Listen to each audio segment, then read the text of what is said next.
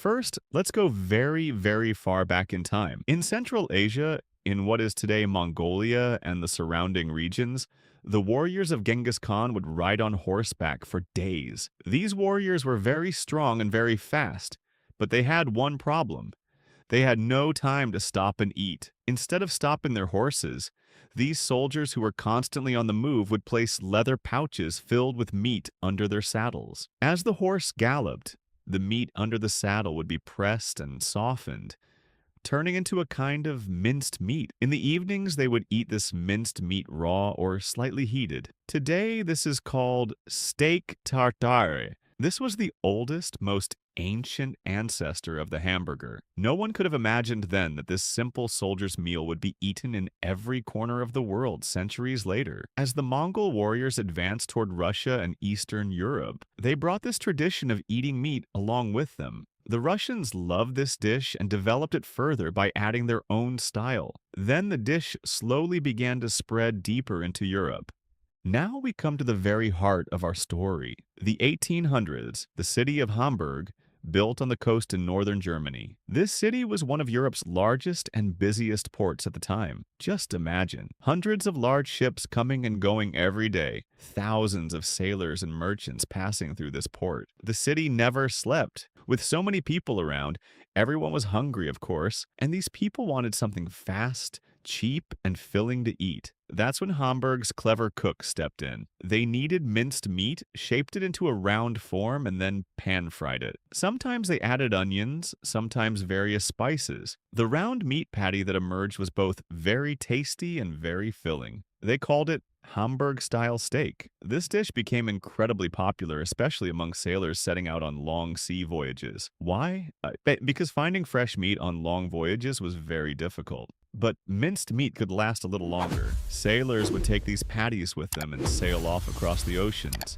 The Great Migration begins. In the mid-1800s, Europe was going through very hard times. People wanted to flee from hunger, poverty, and wars. Let's go to America. Everything is better there, they said, and millions of people decided to board large ships and cross the Atlantic Ocean. A large portion of these immigrants were Germans. Ships departing from the port of Hamburg carried them to the shores of America after weeks of an arduous journey. What did they eat during this long and exhausting voyage? You guessed it, their Hamburg-style patties. When they arrived in America, these German immigrants had brought not just their suitcases and hopes to their new homeland, but their delicious food as well. In large cities like New York, Chicago, and Baltimore, German immigrants opened restaurants. On the menus of these restaurants, of course, was Hamburg steak. When Americans tasted this dish, their eyes went wide. "How delicious this is," they said. The dish began to spread rapidly, but there was still one thing missing. There was no bread.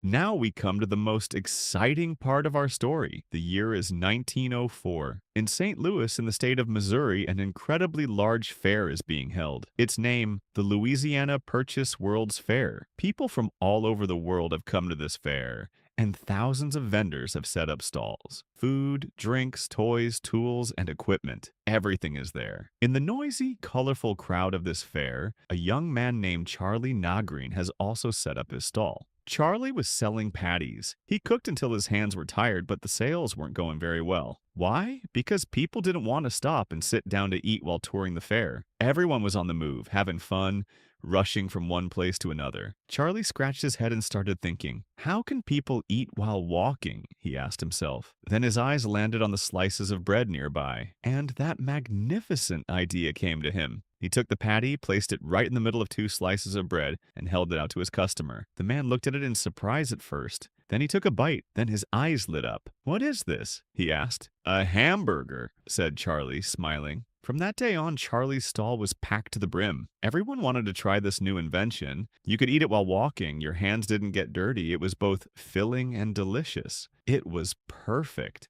After the fair, the hamburger set out on an unstoppable journey. It first spread from Missouri to all of America. In small diners, street stalls, and large restaurants, everyone started selling hamburgers. In the mid-1900s, large fast food chains like McDonald's were founded. These chains standardized the hamburger, meaning they made it the same way every time. and sold it very cheaply. People loved it. In a short time, brands like McDonald's and Burger King opened in every corner of the world. The hamburger crossing the ocean returned to Europe, the very lands where it was born. From there, it reached Asia, Africa, and Australia. Today, hamburgers are eaten in Japan, in Brazil, in South Africa. The next time you bite into a hamburger, think about this. With that tiny bite, you are actually tasting a very long journey. From the meat crushed under the saddle of Mongol warriors to the noisy streets of the port of Hamburg. From the immigrant ships that crossed the ocean to the colorful fair of 1904. And from there, all the way to your plate today. This is a magnificent story. Perhaps the world's most delicious history lesson is hidden inside a hamburger.